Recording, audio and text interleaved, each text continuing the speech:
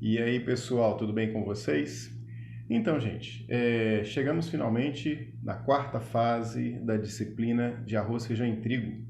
Nessa disciplina, nós vamos abordar agora, neste momento, a cultura do trigo, né? Onde iremos iniciar falando um pouco sobre aspectos morfológicos, falando também de aspectos econômicos, um pouquinho da história do trigo, para que a gente possa, então, desenvolver esse tema da melhor forma possível, né?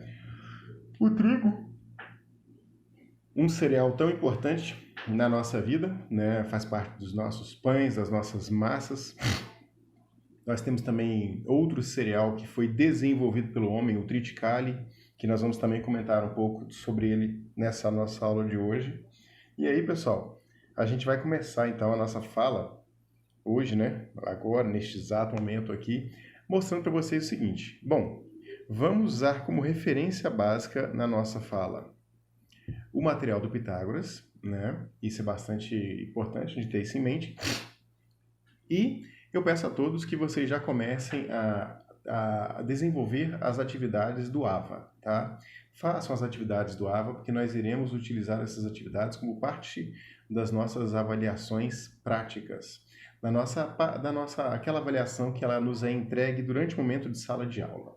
Então, ok? Bom, sem mais delongas, né? Vamos começar um pouco, que o assunto hoje vai render bastante, né? Vamos falar um pouquinho, começando, né? Claro, como toda cultura, é importante a gente entender um pouco dos aspectos históricos, né? Os aspectos históricos e, claro, também relacionados à evolução do trigo. Bom, o trigo, ele é originário das regiões montanhosas e áridas do sudoeste asiático. Então, o trigo, ele é asiático, né? É uma planta de origem asiática e acredita-se que o uso como alimento foi datado pela primeira vez há 17 mil anos, né? E o primeiro pão que se tem notícia, né, feito com trigo, porque também nós temos pães que eram feitos com milho e pães que eram feitos com farinha de mandioca, né? O primeiro pão que se tem origem, que se tem notícia do trigo, ele data de 8 mil anos antes de Cristo. Estamos 2 mil anos depois de Cristo, esse pão já tem 10 mil anos. Deve estar passadinho uma hora dessa, né? Já dá para fazer uma farinha de rosca com ele? Brincadeiras à parte. Bom, gente, você vê, é um alimento que faz parte da mesa da espécie humana há algum tempo, né? Porque para se fazer um pão, você tem que entender alguns processos de mistura de ingredientes. Imagina, você naquele tempo, há 8 mil anos atrás, você teria que ter amassado aquele cereal, você teria que ter misturado aquele cereal, embebido ele em água, deixado ele em algum recipiente, alguma folha, descansando, para que por sim tomasse uma forma e essa forma então fosse levado a fogo para aquecimento. Gente, vale ressaltar que aquele pão antigo, ele não era fofinho igual ao nosso pão de hoje não, tá? Ele era um pão mais duro, um pão mais fibroso, por assim dizer, e era uma excelente fonte de amido. Uma vez que a energia ela era buscada há 8 mil anos atrás, nesse tipo de alimentação, nesse tipo de transformação, então, o fogo já era descoberto e a espécie humana já estava trabalhando, então, há muito tempo já, utilizando o fogo para facilitar a sua vida. A questão do pãozinho ficar fofinho, né? O primeiro fermento, né? Primeiro fermentado foi, por acaso, foi provavelmente um acidente que aconteceu no Egito por volta de 5 mil anos, onde este pão antigo ele foi contaminado e esquecido num canto da noite numa virada de noite, e ele provavelmente ele se insuflou. E com o insuflamento desse pão, numa tentativa de não perder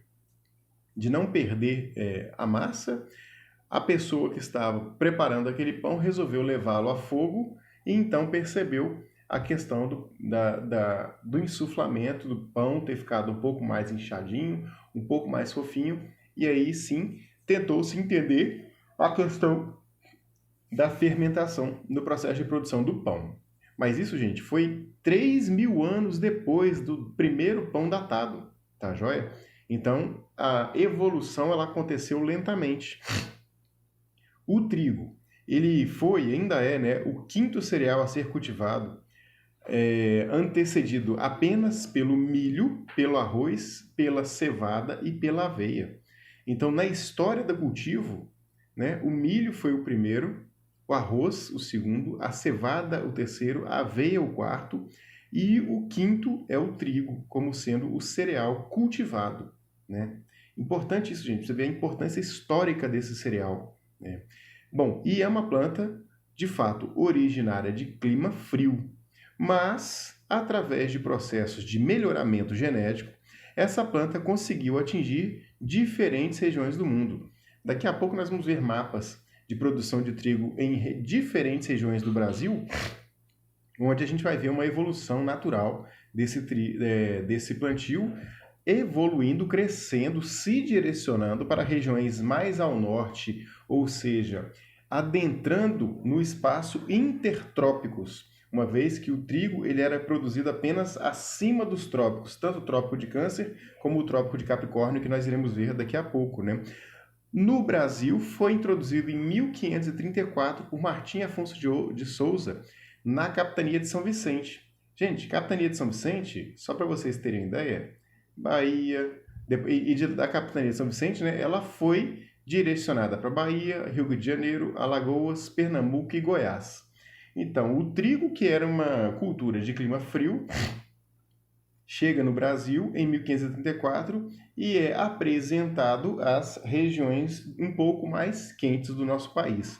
Será que deu certo? Daqui a pouco a gente vai ver aonde o trigo de fato se estabeleceu no Brasil. Em 1734 foi levado para Rio Grande do Sul, Santa Catarina e Paraná. E posteriormente ele foi levado para São Paulo, Mato Grosso do Sul e Minas Gerais, e hoje também é cultivado no Mato Grosso, na Bahia.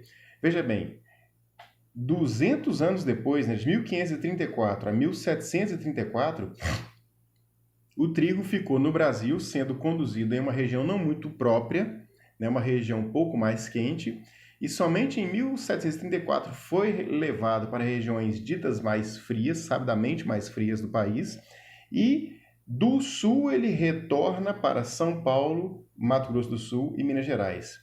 E hoje, né, em função dos programas de melhoramento genético que foram ditos ali atrás, ele consegue finalmente atingir Mato Grosso e Bahia como sendo um plantio interessante. Então, olha só, gente, que interessante a gente ver isso. Ó. Áreas de produtividade. Naturalmente, o trigo produz mais em regiões distantes do Equador. E no hemisfério norte, a gente vê esse respeito à produção do trigo, esse zoneamento climático ainda muito estabelecido, até 20 graus norte. No Brasil, o cultivo do Brasil ele se atreveu a seguir em direção à linha do Equador. Então ele sai de 20 graus sul, que seria o ideal, né, com relação à distância edafoclimática para a cultura do trigo, e ele se adentra 18 graus. Ele se adentra 8 graus em direção à linha do Equador, alcançando, logicamente, uma grande área de cultivo a mais, permitindo que essa cultura se espalhe mais pelo país e, consequentemente, atinja novos campos de produção que foram explorados da melhor forma possível no nosso solo brasileiro, não é verdade? Bom, mas para isso, houve a necessidade de um subsídio, uma vez que a cultura do trigo ela é uma cultura dita de subsistência. Por quê? Porque ela produz alimentos de baixo custo e que são base da mesa do brasileiro. Por isso, em 1972, foi criada a política de subsídio do trigo aqui no Brasil. E isso foi tão importante que de 72 a 75, o consumo do trigo aumentou de 33 quilos para 42 quilos por habitante ano, promovendo uma natural substituição feita pelo pão de milho e pelo pão de mandioca. Gente, isso é muito importante. Por quê? A cultura do trigo ela é mais propícia para o desenvolvimento dessas farinhas relacionadas ao pão, é um custo de produção mais barato e onde você poderia destinar a farinha de mandioca e a farinha de milho, né, os produtos da mandioca e os produtos do milho para outros consumos que não a alimentação humana. Por exemplo, o milho sendo intensamente direcionado para a produção de ração animal e a mandioca, ela, como é uma cultura que se estabelece melhor em regiões mais quentes, ela sofre um alívio na pressão de consumo, principalmente pela região do Sudeste brasileiro, né? E isso é bastante importante para o desenvolvimento da cultura e o estabelecimento da cultura do trigo no Brasil. Em fevereiro de 1991, durante o governo de Fernando Collor, os subsídios foram retirados. Tudo bem, porque de 72 a 91, olha, 72, 82, 92, 19 anos após a implementação do subsídio, a cultura do trigo já estava mais sedimentada. E, por fim, ao fim desses 19 anos, né, de subsídio, o trigo já mais sedimentado no Brasil, os produtores conseguiram, então, um pouco mais de desenvoltura no seu trabalho, promovendo, então, um melhor desenvolvimento, né? Como é que a gente pode dizer?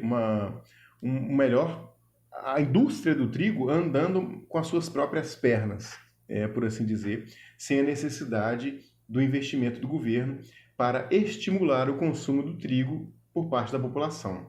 O que eu quero dizer com isso?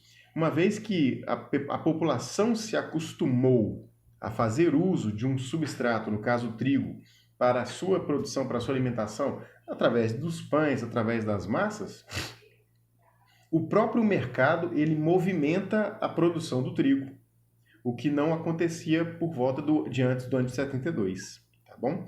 E a situação dos moinhos brasileiros? Bom, capacidade instalada de moagem era de 15 milhões de toneladas, com uma demanda de 11 milhões de toneladas por ano. Então, os moinhos brasileiros, eles estavam conseguindo atender a demanda do Brasil. Então, sim, não era problema o número de moinhos. Na verdade, o que havia era uma subutilização, promovendo, então, uma necessidade do Brasil importar trigo. E esse trigo importado do Brasil vinha da Argentina, né? Provavelmente a gente conversa um pouco sobre isso ainda, uma vez que a Argentina ela consegue preços de produção do trigo mais baratos do que o agricultor brasileiro. E assim, o Brasil, a capacidade de moagem das usinas, dos moinhos brasileiros, ela é atendida comprando-se, adquirindo matéria-prima de fora do Brasil. Tá joia? O consumo. Bom, o consumo per capita brasileiro, ele está por volta de 58 quilos de trigo por habitante ano, enquanto que o consumo mundial, ele gira em torno de 85 quilos de trigo por habitante ano. O consumo médio. A gente vê, então, que existe um potencial ainda de crescimento da indústria do trigo, né? E a gente tem dois países que são grandes consumidores de trigo, um deles a França e o outro a Argentina, com 100 quilos habitantes ano na França e 91 quilos habitantes ano na Argentina, mostrando então que o potencial de consumo desse cereal é muito elevado.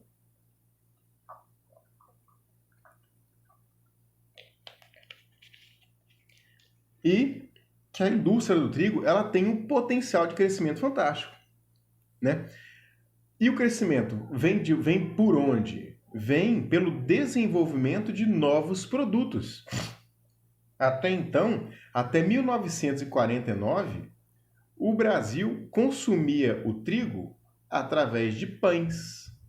Contudo, por volta do fim da Segunda Grande Guerra Mundial, né, por volta de 1949, os italianos começaram a migrar da Europa para o Brasil, chegando, né, a primeira leva de imigrantes italianos, por volta de 1949. De lá para cá, estamos em 2020, né? São 49, vamos, 50, 51, 60, 71 anos. 71 anos, tá certa essa conta? O Brasil se tornou o terceiro produtor mundial de macarrão, né? Terceiro produtor mundial. Quem é o primeiro? Estados Unidos. Quem é o segundo? A Itália, né? E o Brasil, então, fica sendo o terceiro produtor mundial de macarrão. O consumo no Brasil é de 6 quilos de massa por ano, enquanto na Itália esse consumo é de 26 quilos de massa por habitante ano. Gente, olha o potencial dessa indústria de massa para aumentar no Brasil. Agora, vale lembrar o seguinte, olha o consumo de trigo no Brasil e o consumo mundial, né? Esse consumo ele só vai aumentar à medida que o brasileiro desenvolver novos hábitos relacionados ao consumo do trigo. E aí, meus amigos, é extremamente importante a gente fazer essa ressalva, né, sobre o desenvolvimento da cultura do trigo. Mais para frente a gente vai ver que o trigo ele tem uma função de vilão, uma função de mocinho, né? E sim, existe a necessidade de se fazer algumas ressalvas diante do consumo do trigo, mas para um público restrito, não é verdade? Não é para todos. Em contrapartida, a grande vantagem da capacidade de aumento no consumo do macarrão é que o macarrão ele faz parte da mesa do brasileiro, ele já é aceito pela mesa do brasileiro e o consumo dessa massa ela vai promover uma redução no custo da cesta básica, uma vez que o macarrão é um item barato da cesta básica, né? E aí as associações de produção de macarrão, né, claro, elas objetivam o aumento da produção e o aumento do consumo do macarrão no Brasil. E para que se consiga aumentar a mentalidade do brasileiro, para que aumente o consumo, muitas vezes destina-se a produção de macarrão a outras massas, a outras farinhas capazes também de sintetizar o macarrão. E dentre essas farinhas, nós podemos citar como sendo a farinha de arroz, uma farinha que hoje também está sendo destinada para a produção de macarrão, né? E então vamos falar um pouquinho agora sobre esse trigo industrializado. Bom, onde que estão a maioria dos moinhos no Brasil? Em quais regiões do Brasil que a gente encontra moinhos? A gente encontra 168 moinhos na região sul, 24 moinhos no sudeste, 14 moinhos no nordeste, 11 no centro-oeste e 3 no norte do Brasil. Isso é fonte do Sinditrigo em 2010, fazendo um total de 220 moinhos processando trigo no Brasil. E aí, em porcentagem, a gente observa, olha, o Sul como sendo um grande produtor da farinha de trigo, né? Uma vez que os moinhos estão próximos ao Sul, porque estão próximos à Argentina, eles estão próximos não só à principal fonte produtora de trigo do Brasil, mas também à principal produtora de matéria-prima que o Brasil pode adquirir caso haja necessidade, tá certo? A produção da farinha, como que ela é feita então? No Sul é responsável por 39% da farinha, o Sudeste 30%, então a gente já observa o seguinte, apesar de o Sudeste ter poucos moinhos, nominalmente falando, né, numerariamente falando, o Sudeste tem apenas 24 contra 168 do Sul, a capacidade de moagem do Sudeste ela é muito maior. Qual que vocês acham que seria um grande motivo para isso, pessoal? Do Sudeste ser um grande consumidor, na verdade, um grande produtor da farinha de trigo. É que grande parte da população brasileira se concentra nessa região. E aqui, então, faz-se a necessidade de produzir muita matéria-prima para alimentar esse povo todo, tá certo? E a gente vê, então, o Centro-Oeste, o Nordeste e outras regiões do Brasil, né, produzindo muito trigo, o Nordeste também como sendo um grande produtor da farinha de trigo, da farinha, mas não da planta de trigo. E aí a gente vê, então, a questão do desenvolvimento da indústria de farinha no Brasil, né? Bom, vamos entender agora como que é o consumo per capita anual de trigo em algumas regiões do mundo e no Brasil. Ó, a França com 100 quilos por habitante, a Argentina com 91, grandes países produtores e consumidores. O mundo, em média, com 85 quilos de trigo ano. O Brasil com uma média de 52. Aí a gente vem Centro-Oeste, Norte e Nordeste com 22, 23 e 37 quilos, enquanto que o Sudeste e o Sul com 59 e 61 quilos habitantes ano. Vocês conseguem vislumbrar essa discrepância acontecendo no Brasil do Centro-Oeste, Norte e Nordeste em relação ao Sul e Sudeste?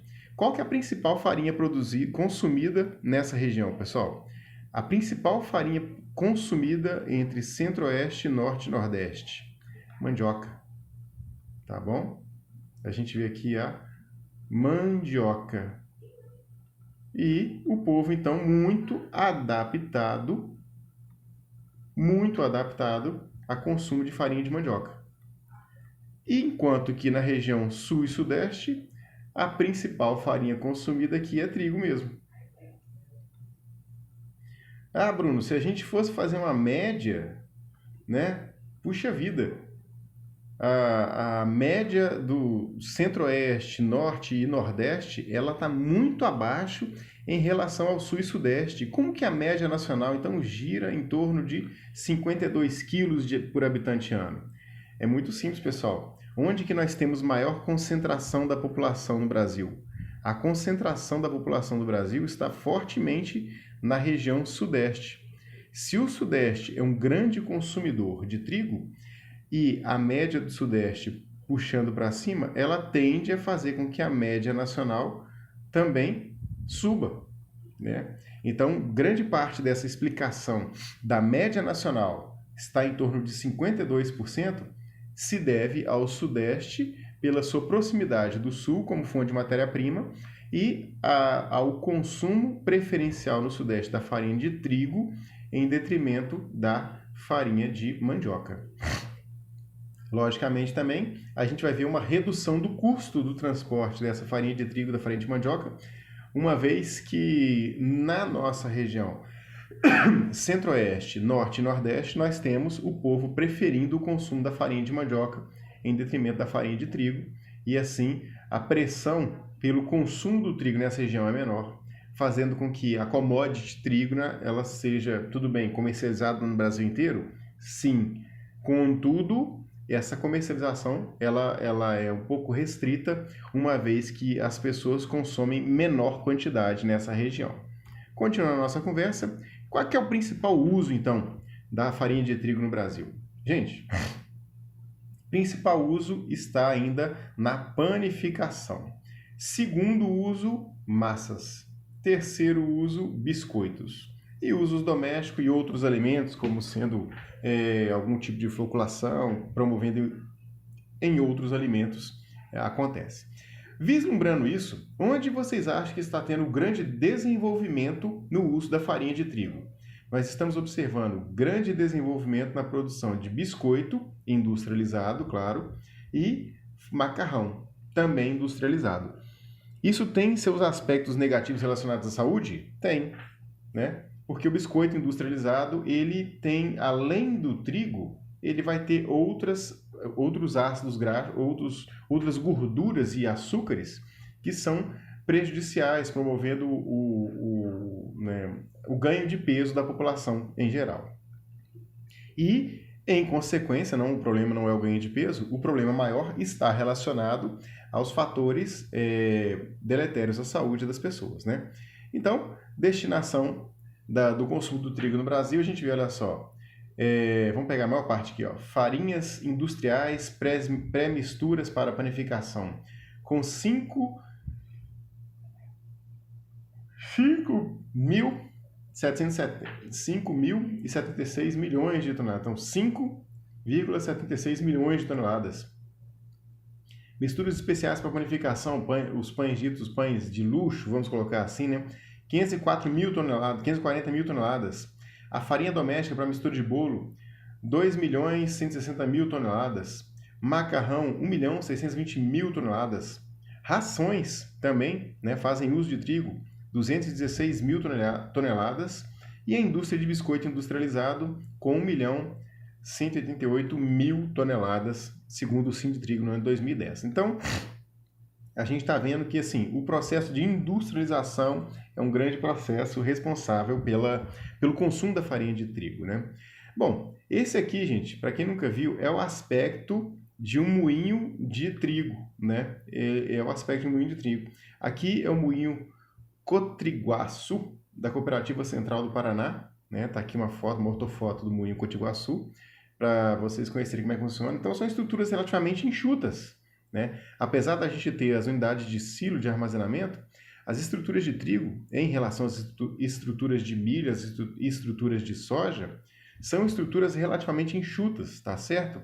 Uma vez que a produção também é infinitamente menor do que a produção relacionada a milho e soja. Bom, temos aqui os biscoitos como sendo as massas que estão, né, os produtos que mais estão se desenvolvendo na indústria do trigo. E o aumento do consumo do trigo é correto? É adequado dessa forma? Bom, você sabia que 2 fatias de pão integral podem elevar a taxa de glicose mais do que 2 colheres de sopa de açúcar? Né? O trigo ele tem um grande potencial de elevar a glicose das pessoas, uma vez que o carboidrato presente nele é de fácil digestão, né? E essa fácil digestão ela pode sim provocar alguns danos à saúde, né? E aqui, ó, alguns alertas desse livro aqui do William Davis, 2014, que o nome do livro é Barra de Trigo, né? Com mais de 50 semanas na lista dos mais vendidos do New York Times, William Davis ele faz um alerta sobre o excesso do consumo do trigo. Não pelo cereal trigo, mas pela forma que esse trigo está sendo consumido, tá? A gente deve consumir trigo. O trigo ele faz parte de uma alimentação, ele faz parte da base da alimentação do brasileiro e da população do mundo de maneira geral, mas a grande questão é que o trigo consumido através do produto errado, ele leva sim a ganho de peso exagerado. E é importante você consumir trigo? Sim, mas descubra o caminho para a vida saudável. Consuma de forma mais saudável possível o trigo, tá joia, gente? Feitos esses alertas, feitos esses comentários, vamos para a segunda fase, a situação da cultura do trigo no Brasil e no mundo, onde a gente vai ver, olha só, nos anos de 2010, nos anos agrícolas, de 2010-11 a 2018-19, né, no mundo, a área trabalhada com trigo, englobando 216.847 hectares, né, a produção em torno de 649 milhões 460 mil toneladas por hectare. O consumo, um consumo acima da produção, fazendo com que os estoques estejam nessa condição de 199.035 milhões de toneladas por hectare, de estoque de trigo no ano. E um consumo per capita médio de 95,2 quilos por habitante ano, né? E aí, a gente poderia ficar lendo esses números todos até o ano de 18 e 19, mas nós não iremos fazer isso. Vamos pular e vamos fazer uma leitura um pouco mais crítica, onde a leitura crítica que a gente quer fazer é a seguinte: a área plantada praticamente não aumentou.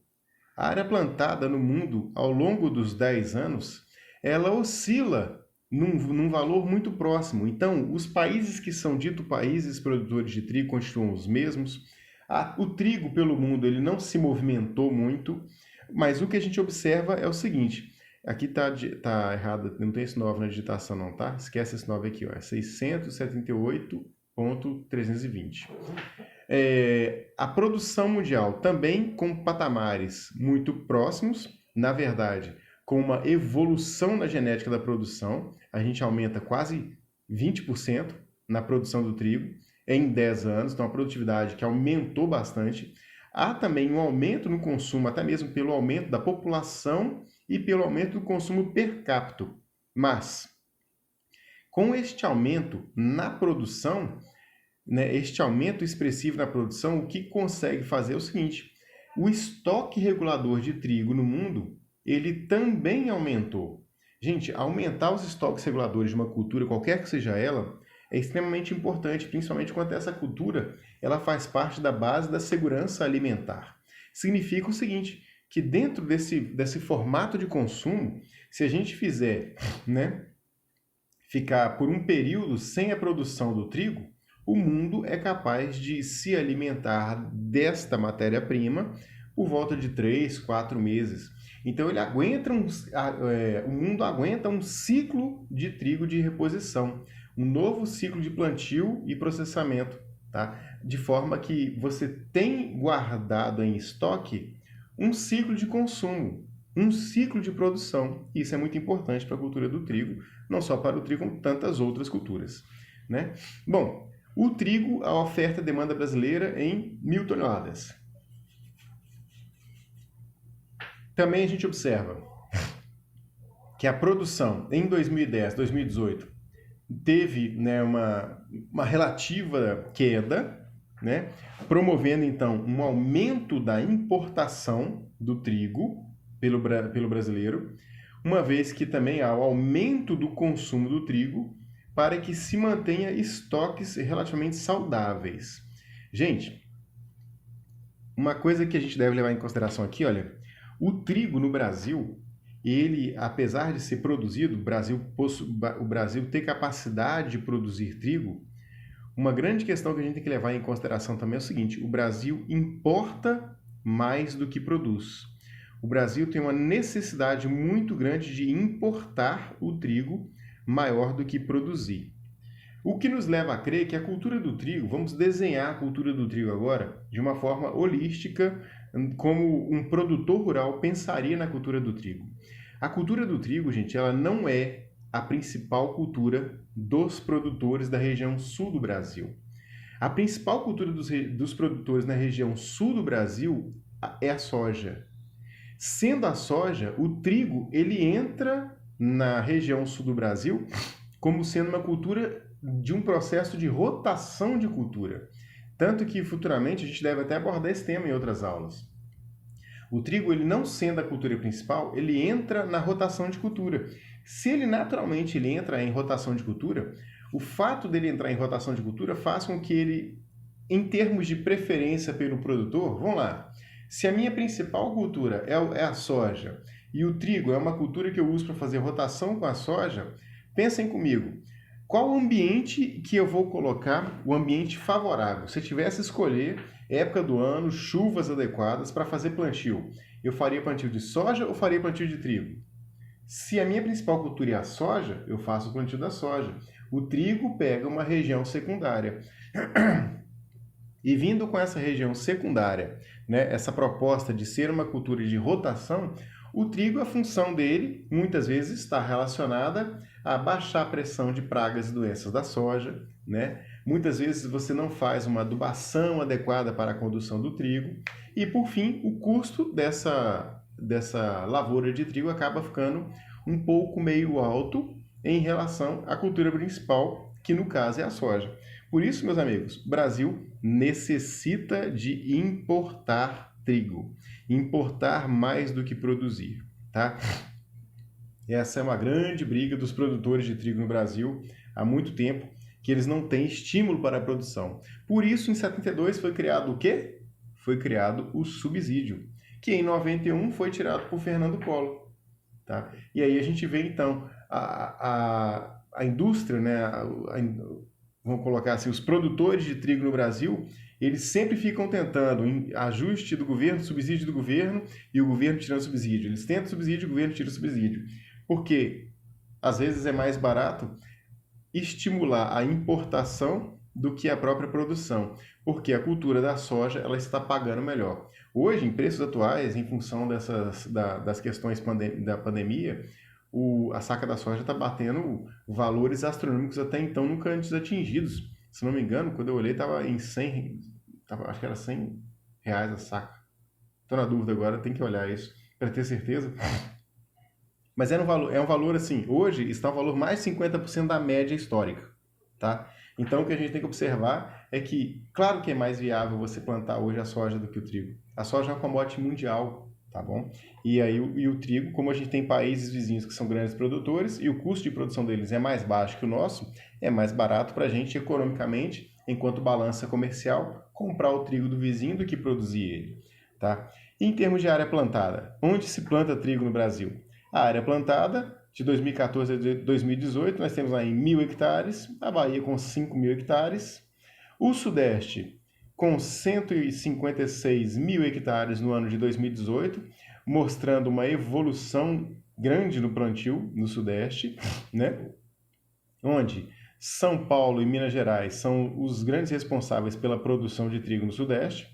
No Sul, a gente vê um decréscimo na produção de trigo. Esse decréscimo na produção de trigo se deve a quê? Se deve à remuneração melhor da soja e lá no Sul o trigo ser utilizado como uma cultura de rotação de cultura. Olha como é que faz sentido. São Paulo e Minas Gerais, grandes consumidores, trazerem a produção, ao invés de arcarem com o custo do transporte, da importação, eles arcam com o custo da produção. Dentro dos prós e contras, o custo de produção está mais barato que o custo de trazer para tão longe como São Paulo e Minas Gerais. E já a região sul, que está próximo dos fornecedores, qual que é a tendência delas? É diminuir a quantidade de trigo plantado de uma maneira geral, né? Na média geral. A redução da quantidade de trigo plantado para poder fazer o plantio da soja. Onde apenas o único estado que cresceu foi o Paraná. E o Paraná está perto de onde? Está perto ali de São Paulo. Fornecendo então matéria-prima para alimentar aquela região do Brasil tão necessitada de insumo alimentar. Bom, o Centro-Oeste tem 43 mil hectares plantados, onde a gente vê uma evolução tanto no Mato Grosso do Sul, como em Goiás, como no Distrito Federal, em áreas plantadas com trigo, também atendendo uma demanda de rotação de cultura e, é claro, uma produção de matéria-prima local para reduzir custo de frete. E, de maneira geral, o Brasil, então, reduz a área plantada de trigo, uma vez que os principais produtores estão no sul do país. Se o Brasil, que produz trigo, está no sul do país, a gente vê, olha só, o fato do Rio Grande do Sul estar reduzindo drasticamente a produção do trigo interfere na média nacional. Enquanto o Rio Grande do Sul produz muito, o Brasil produz muito. Enquanto o Rio Grande do Sul produz pouco, o Brasil produz pouco e fica mais dependente da importação de países produtores como a Argentina.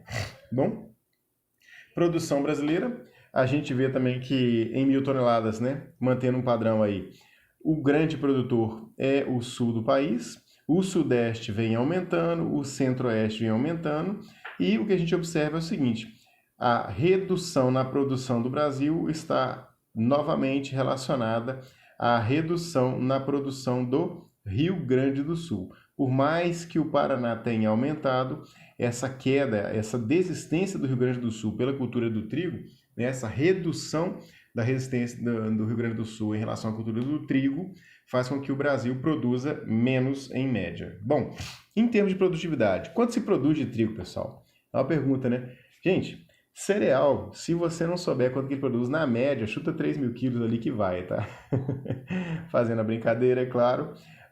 Se vocês mantiverem esse padrão, olha só, Minas e São Paulo trabalhando na faixa ali de 2.500 quilos por hectare, o sul do país também na faixa de 2.500, 2.700 quilos por hectare, e o Mato Grosso, Distrito Federal e Goiás ali com variedades melhoradas em plantio extremamente tecnificado, atingindo médias fantásticas, médias altíssimas.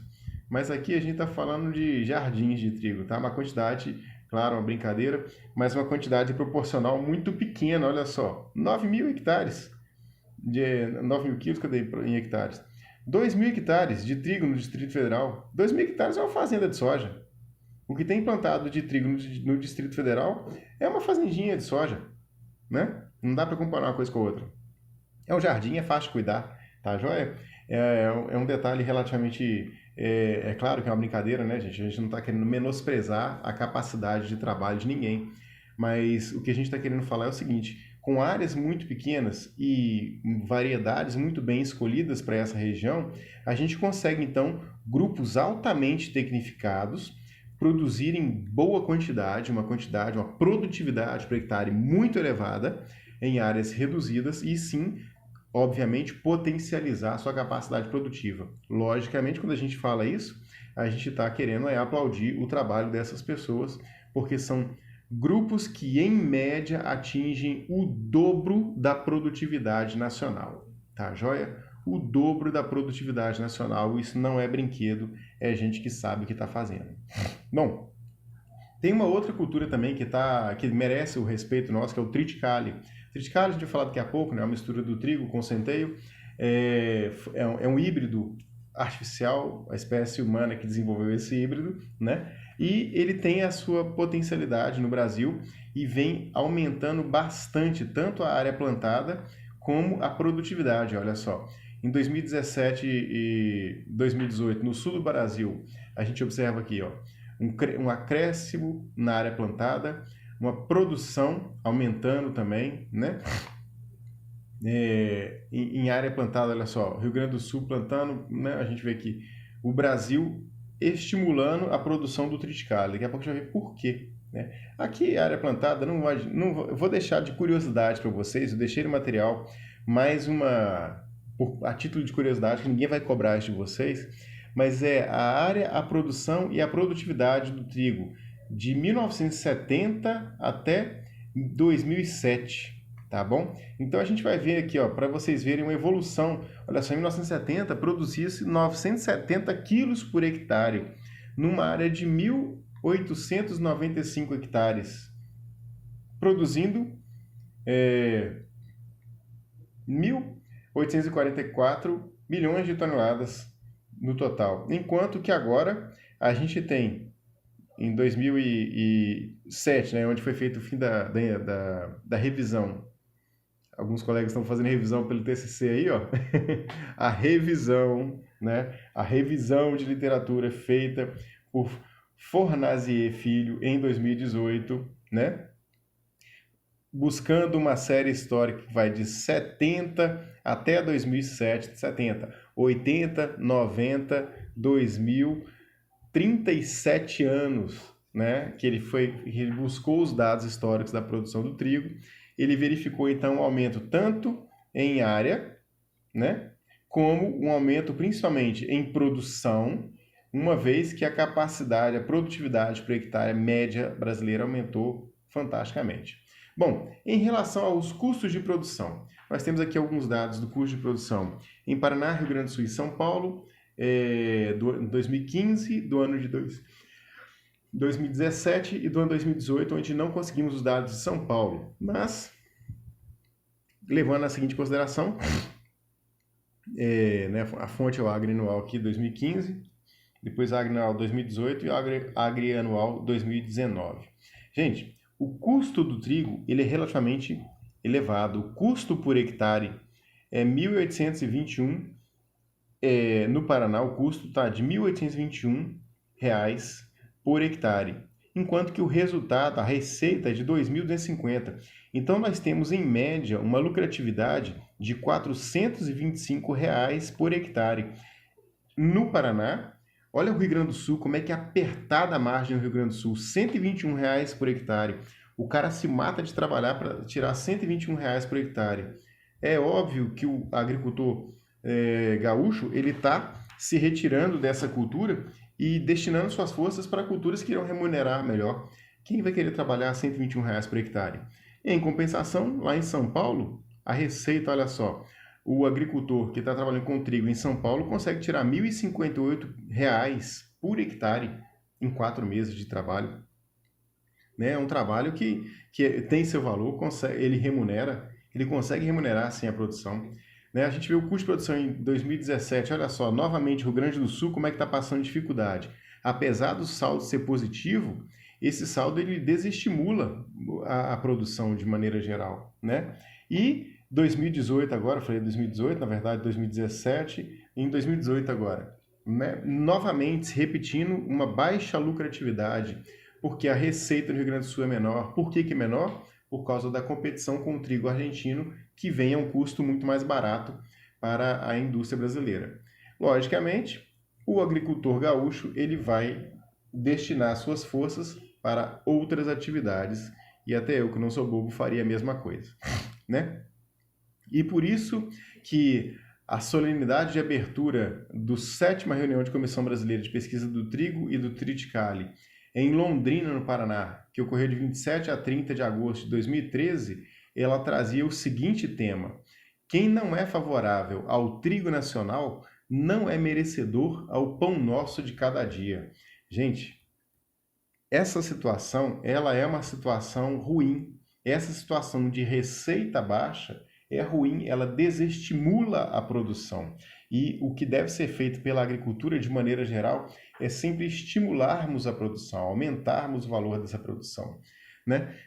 Por isso, essa solenidade em Paraná, em Londrina, no Paraná, no ano de 2013, ela buscava trazer políticas para o trigo brasileiro, medidas no âmbito da cadeia produtiva. O que estava querendo fazer? Estimular, né, claro, cada vez mais a pesquisa, buscando desenvolver cultivares que atendessem demandas regionais. E aí a gente observa lá em Goiás e no Distrito Federal esse processo bastante interessante, onde cultivares desenvolvidas extremamente adaptadas àquele clima já um pouco mais quente conseguem atingir uma produtividade muito maior. Outra, processos de produção e segregação na indústria do trigo, que faz com que o produtor tenha, então, a especialização. O produtor é um, a indústria do moinho é outra, e você, então, vai conseguir com que cada um destine mais as suas forças para a produção, né? A redução das incertezas de opções, né? O que eu vou fazer com o meu trigo? Para quem que eu vou levar? Para que eu vou vender? Não, tem que ter moinho para esse produtor poder trabalhar, para ele ter para quem vender. Maior articulação da cadeia do trigo, harmonizar os interesses. Os interesses de quem? Da pesquisa, da indústria, do agricultor, do consumidor. Gente, é uma coisa séria isso aqui, porque se a indústria ela não recebe estímulo, se o agricultor não recebe estímulo da indústria, né? Como que esse agricultor vai ter alguma segurança? E, consequentemente, uma das políticas que os agricultores necessitam é a da melhoria da infraestrutura para armazenamento, né? Uma vez que o trigo, se não for adequadamente armazenado, ele perde padrão de qualidade, tá joia? Ainda, nas políticas para o trigo brasileiro, as medidas voltadas ao âmbito governamental. Claro, vontade política para que isso tudo se estabeleça, né? Definir relações dentro do Mercosul. E aí, como é que a gente vai taxar o trigo argentino? A gente tem que arrumar um jeito, o Brasil, né, a política brasileira, ela tem que entender como é que vai poder auxiliar o seu agricultor, né, taxando melhor o trigo argentino para que ele venha um pouco mais caro, trazendo condições de competitividade com o produtor brasileiro, é uma opção, né? E aí, a fixação do preço mínimo como sendo uma forma de subsídio do governo, onde esse preço mínimo cubra pelo menos o custo operacional. A gente não está nem falando do custo total. O custo operacional, pessoal, é o custo que está relacionado apenas ao custeio da lavoura. É adubo, é semente, é mão de obra. Mas o custo operacional, ele não cobre, por exemplo, a depreciação da máquina, a depreciação do implemento de colheita, não cobre a depreciação do seu galpão, né? E aí, ainda nas medidas de política nacional, o seguro rural, né? O fundo de catástrofes, como é que a gente vai tratar isso? Melhorar a logística e a infraestrutura relacionada à cadeia do trigo. Tudo isso foi discutido em Londrina, no ano de 2013, tentando fazer com que o produtor tivesse um pouco mais de segurança nesse mercado. Sabendo disso, de toda essa introdução, falamos já mais ou menos uns 48 minutos aqui, né? Sobre essa introdução do trigo. Vamos parar com essa parte mais política, essa parte mais de políticas públicas. Lembrando, claro, que é extremamente importante a gente conhecer um pouco disso. Porque produzir é sempre muito fácil. É só você colocar tudo que a planta precisa na hora que a planta precisa. Isso é fácil. O difícil é produzir de forma economicamente viável. Então, escolher o momento adequado, a forma de implementar, administrar a mão de obra, administrar a produção, produtividade, corredor de venda, corredor de importação, de exportação, isso já não é tão fácil, tá?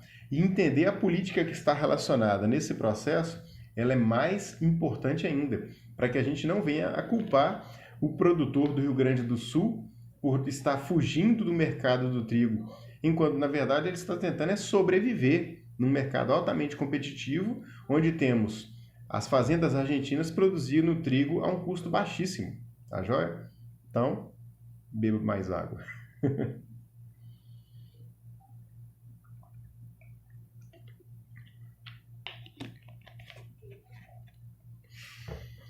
Bom, pessoal, vamos falar um pouco então da planta do trigo, né? Para quem não sabia, 10 de novembro é comemorado o Dia do Trigo, né? A matéria-prima do pão. E o trigo é a Mamona cotiledônea, onde nós temos em um aqui embaixo a semente, em 2 as raízes seminais, em 3 aqui a região de coroa do trigo, em 4 a produção, a região onde serão desenvolvidas as raízes definitivas, uma vez que as raízes seminais e a semente irão morrer no desenvolvimento da planta. Em 5, nós temos aqui o aparecimento das folhas do trigo. Observe que as folhas são alternas. Em 6, nós observamos os nós. Então, em cada região de nó, vai haver a inserção de uma folha. Em 7, a região que a gente vai chamar de entrenó, né? Aquela região que se encontra entre um nó e outro nó. E em 8, a presença da folha-bandeira. A folha-bandeira é aquela folha que delimita a espiga que nós estamos observando em 9, que é o órgão reprodutivo responsável pela produção daquilo que nós iremos consumir, que é a semente do milho. Nós temos dentro da espiga a rax, que é aquela região onde cada espigueta estará aderida carregando a semente do trigo. Bom, vamos observar então passo a passo agora, né? O sistema radicular da planta do trigo. De novo, olha, a semente, as raízes primárias ou raízes seminais que irão morrer, né, no momento certo. Depois, temos um entrenó subcoronal ou mesocótilo. Esse entrenó, ele vai até na região onde se desenvolve a coroa, na superfície do solo. E, a partir da coroa, iremos observar, então, gente, o crescimento das raízes secundárias ou raízes coronais. A partir, então, das raízes secundárias ou coronais, vai acontecer o desenvolvimento da coroa, né? E o colmo, que seria o primeiro entrenó, até a região do primeiro nó, nós iremos observar o desenvolvimento de raízes adventícias nessa região. Continuando, né? A figura da folha, do perfilho e raízes da planta de trigo. Nós temos aqui, de novo, a raiz coronária, né? O desenvolvimento das folhas, dos perfilhos. E aí a gente vai ver o elongamento dessa planta, né?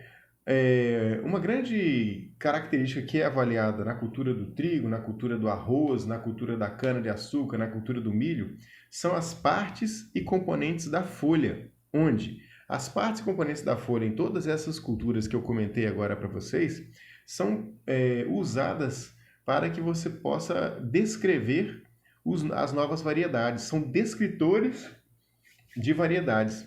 E aí, para que a gente possa descrever, convém a gente entender quais são as partes de uma folha, né?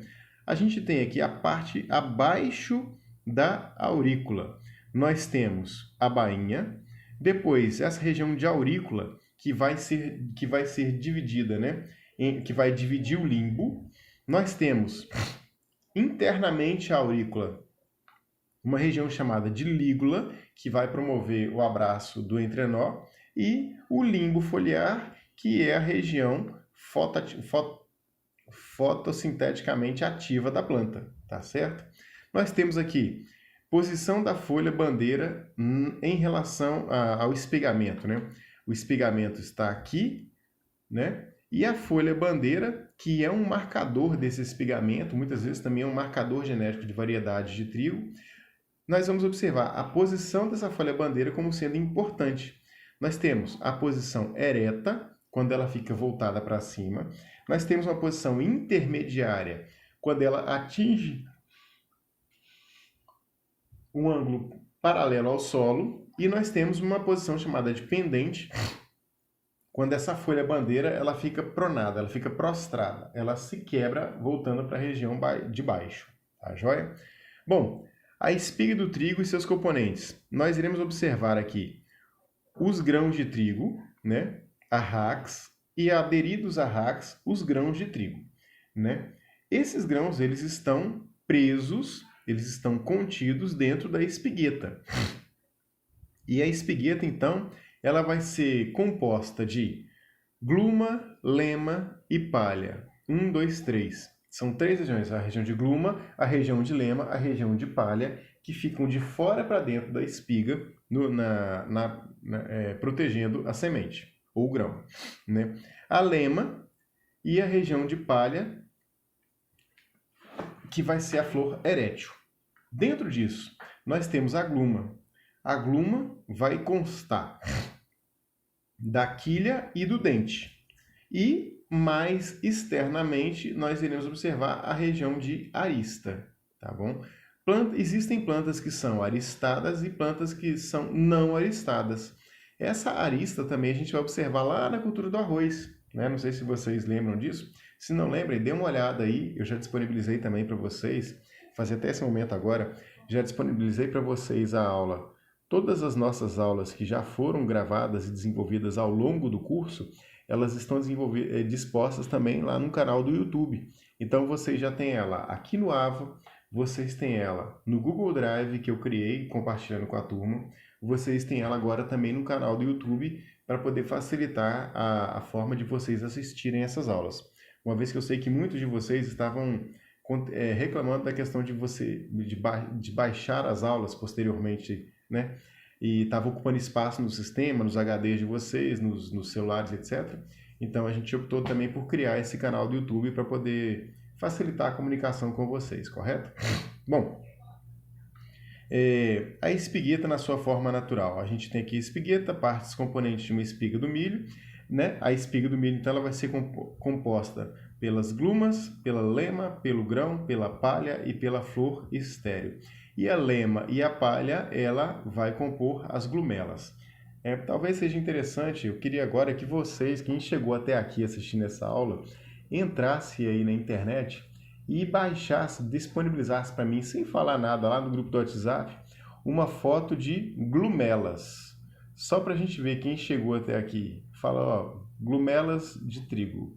Vamos ver a reação dos colegas lá no grupo do WhatsApp, pessoal? Então dê uma paradinha agora, entra lá no Google, baixa uma foto de uma glumela, né, um pouco melhorzinha do que essa aí, né, e coloca lá no grupo do WhatsApp pra gente. Bom, a posição da espiga também no processo de maturação. Nós temos espigas que ficam erguidas, espigas que ficam inclinadas e espigas que ficam pendentes, tá bom? Gente, isso é importante saber, porque muitas vezes isso é um marcador também da variedade.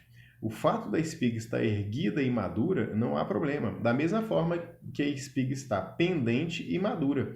O cuidado que a gente tem que ter aqui provavelmente está relacionado com a regulagem da barra de corte que irá fazer a colheita dessa espigueta. A gente tem também as características da espiga quanto à presença da arista. E a arista, para quem não lembra, é aquele segmento que prolonga a gluma, ele prolonga essa gluma, né? E existem espigas que são múlticas, ou seja, não apresentam arista, e existem espigas que são apical, que a arista aparece apenas na região apical da espiga, e existem espigas que são ditas normais, onde a arista aparece ao longo da espiga inteira. Tá joia? A gente vê aqui, olha, o espigamento, né, uma foto do espigamento ocorrendo, e a presença da folha-bandeira. A folha-bandeira ela é muito importante para a gente determinar parâmetros relacionados à variedade de trigo. Tá joia? E aqui tipos de espiga, onde a gente vai observar aqui, olha, espigas múlticas, Aqui espiga apical, onde a arista fica apenas na parte apical, e espigas normais, onde apresentam aristas ao longo de toda a espiga. Bom, o fruto do trigo é uma cariópse, né? E nessa cariópse nós iremos observar o endosperma, a casca e o gêmen. A região de endosperma, pessoal, é onde a planta faz o armazenamento do amido, tá? E esse armazenamento do amido que ela está fazendo, né, boazinha para fornecer matéria-prima que você possa fazer o seu pão ou o seu macarrão. Não é isso, não. A planta está armazenando amido aqui, por quê? Porque, evolutivamente falando, o que ela está fazendo é armazenando nutrientes para que ela sobreviva e possa germinar e se multiplicar posteriormente, alimentando o germe, que é a região que fica contida nessa região C aqui da semente, e aqui que está contido, né, a radícula, a plúmbula, que irão se desenvolver posteriormente, caso essa planta venha a germinar, tá bom? E o triticale? O triticale, pessoal, ele é um cereal artificial criado pelo homem, resultado do cruzamento do trigo do gênero Triticum com o centeio do gênero Secale, tá? E esse triticale, então, quais são as vantagens dele? É uma planta mais rústica e resistente a doenças. A farinha pode substituir a farinha de trigo na panificação e pode ser usada na alimentação animal. O teor de proteína é de aproximadamente 11% maior que o do milho. Opção interessante para o período de inverno, né? Uma vez que é uma planta mais resistente a doenças.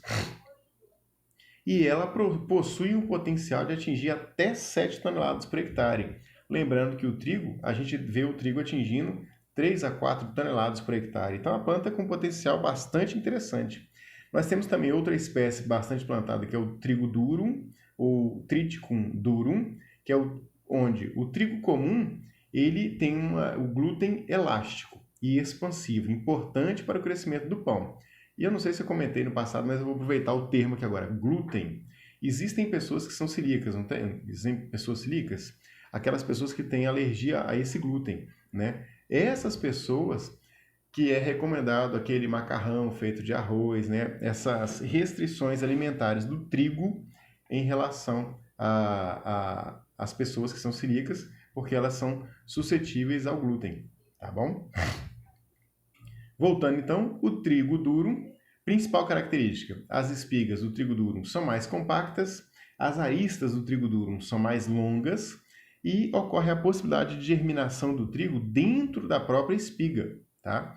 A extração da sêmula, destinada à fabricação de macarrão e massa em geral, pode ser, vamos voltar, a sêmula que é usada para a fabricação de massa e macarrão é retirada do trigo duro e ela também pode ser misturada à fabricação de pães e bolachas ou biscoitos, tá certo?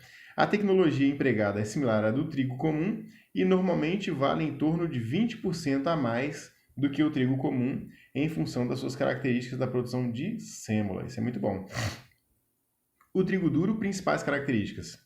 A maioria das cultivares são sensíveis ao alumínio tóxico do solo, então quando nós formos falar a respeito da adubação do trigo, pessoal, o trigo duro ele não aceita solos ácidos, tá? Então a correção, a calagem do solo para trigo duro é extremamente importante. Em relação às doenças, ele apresenta boa resistência a ferrugens e ao oídio, entretanto ele é mais suscetível a manchas foliares e doenças de espiga. A produção mundial do trigo duro é de 8 a 10% em relação ao do trigo comum. Então, assim, ele tem uma boa fatia de mercado. Quase 100% do trigo duro é importado da Argentina e do Canadá. Então, olha só, a Argentina incomodando o Brasil aí, olha, em relação à produção da sêmula utilizada nas massas de macarrão. Para o Paraná, né, não vamos falar ainda, mas é indicado a cultivar IPR 90 e em São Paulo IAC 1003, né? Conceitos de qualidade do trigo. Bom, o triticultor, o que ele precisa do trigo? De uma planta resistente a pragas e doenças, com alta produtividade de grãos e alto peso ou massa por hectolitro. Esse pH é massa por hectolitro, tá? Que era uma unidade de medida muito utilizada para a produção de trigo. O moageiro, o que ele quer? Uma forma e tamanho uniforme dos grãos, alto rendimento de farinha, boa coloração do produto final e baixo consumo de energia para moagem, que é um grão mais fácil de ser moído. O panificador, ele quer o que dessa farinha? Alta capacidade de absorção de água pela farinha, ele quer tolerância ao amassamento sem estragar, um glúten de força média a forte e pães com boas características, tá certo?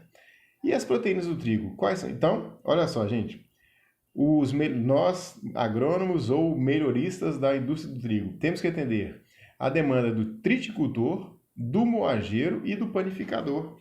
Então, esses parâmetros, eles sempre têm que estar em vistas de observação quando você estiver produzindo, tá? Porque é extremamente importante que você consiga atingir esses parâmetros de produção, tá? E assim, desenvolver variedades cada vez mais adaptadas para que você possa fazer como foi feito aqui, ó, recomendar uma cultivar para uma região do país e outra cultivar para outra região do país, tá certo? Bom, em relação às proteínas, né? Não formadoras de glúten, nós temos a albumina e as globulinas. E as formadoras de glúten temos as gliadinas e as gluteninas, né, que são os dois principais grupos de proteína do trigo. O glúten é o nome genérico do conjunto de proteínas com capacidade de formar massa, ou seja, na mistura da farinha à água, observa-se a formação de uma massa constituída de rede proteica do glúten ligada ao grânulo do amido. O glúten em panificação retém gás carbônico produzido no processo que faz com que o pão aumente o volume. Então, a presença do glúten na panificação é importante. Por quê? Porque você quer que o gás carbônico fique retido e o pão cresça, tá? Uma farinha forte é uma farinha que tem um teor de glúten mais elevado, um glúten de melhor qualidade e, logicamente, vai aumentar a retenção do gás carbônico, fazendo com que a massa inche no processo de fermentação. O consumidor ele deseja o quê? Um produto com alto valor nutritivo, exemplo, alta porcentagem de proteína, pães volumosos, a textura interna e externa adequada ao seu paladar e uma boa coloração do produto final, né? E isso tudo está contido aqui dentro dos componentes da semente do trigo. Bom, apenas por curiosidade, né, a composição química do trigo, ela é composta por proteínas, gorduras, minerais, fibras, carboidrato e água. Então, o trigo ele pode chegar a ter no grão 13,3% de proteína, no germe do trigo 26,6% de proteína e na farinha 11,8% de proteína, né? O que faz com que o trigo também seja um bom ingrediente para a ração animal? Sim, ele pode ser usado como ingrediente de ração animal. O único limite, muitas vezes, está relacionado ao custo dessa matéria-prima, tá certo? O valor nutritivo, aqui nós temos aqui algumas características de valor nutritivo, né, da cultura do trigo, vou deixar aqui como curiosidade para que vocês possam ver posteriormente. E, finalmente, para já entrarmos no momento de finalização dessa aula, para que na próxima aula a gente fale das práticas culturais, vamos falar aqui, olha, dos estádios fenológicos do trigo, tá? Esse material aqui eu tirei na íntegra da apostila, para que vocês possam acompanhar o formato da apostila mesmo. Bom, beber mais um golinho de água aqui para a gente continuar.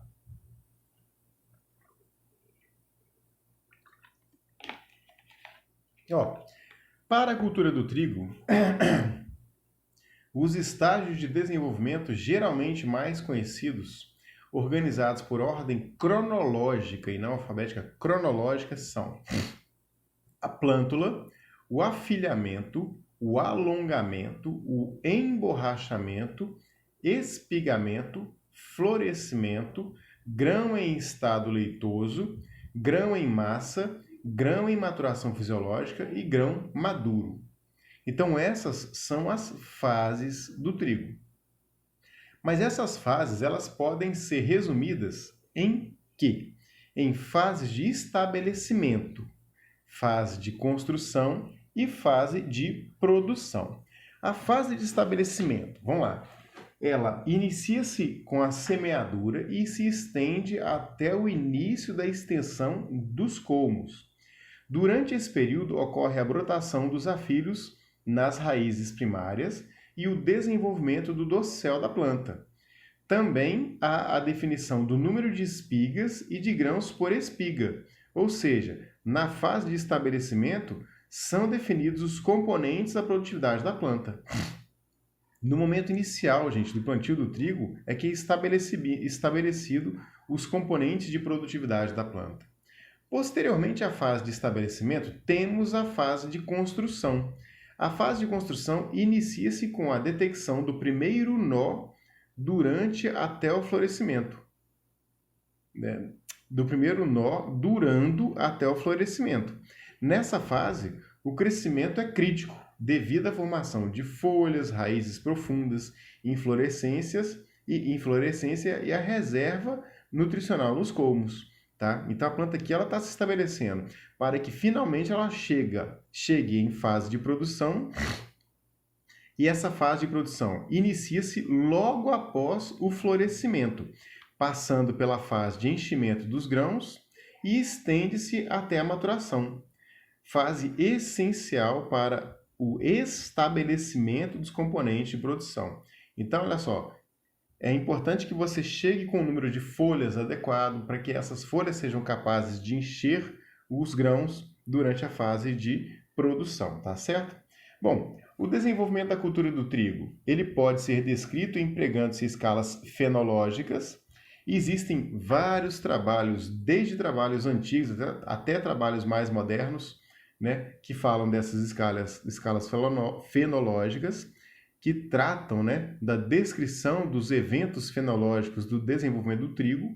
Dentre essas escalas, duas são as mais difundidas, sendo a escala de Fick's, de 1940, modificada por Large em 1954, a primeira escala, e a segunda, a escala de Zadok, Chang e Konczak, de 1994. A escala de Fick's, modificada por Large, subdivide o desenvolvimento do trigo em 11 fases, descritas de forma genérica nos eventos morfológicos em cada um, e a gente vai observar então agora a escala de Fick's e Large para caracterização de estágio de desenvolvimento do trigo. Como ficaria muito pequeno esse slide, eu mostro para vocês aqui, olha só. A escala modificada de Fick's e Large para a caracterização dos estágios de desenvolvimento, ela vai de afilhamento, alongamento do colmo, espigamento e florescimento e, por fim, maturação. O estabelecimento, o crescimento e a senescência, elas seguem essa linha cronológica de 1 até 11, ou seja, do afilhamento até a maturação. Bom, no afilhamento, nós temos o início da produção das folhas e das espiguetas, né? Na fase de alongamento de colmo, nós temos a morte de afilhos, florescimento e o crescimento de colmo e espiga. Na fase de aspiramento e florescimento, de espigamento e florescimento, nós temos aqui a morte de algumas flores e a formação de grãos defeituosos, né, e grãos enchidos. E, por fim, os grãos que chegaram enchidos, eles vão desenvolver o processo de maturação fisiológica. Tá bom? Bom, essa foi a escala de Fick's e Large. Agora vamos à escala de Zadok, Chang e Konczak, de 94. Essa dividida em 10 etapas com 10 subetapas cada uma delas. Por isso ela é mais detalhada e sendo a escala de Zadok mais indicada para trabalhos que exigem maior precisão na segunda fase, ou na fase de desenvolvimento do trigo. E ela vai seguir então essa tabela aqui, olha, que também está no nosso material.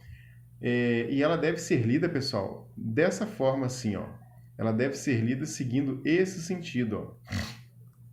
Nós temos então 4 colunas que devem ser passadas, né? Começando em GS13, onde nós temos o estágio e a descrição.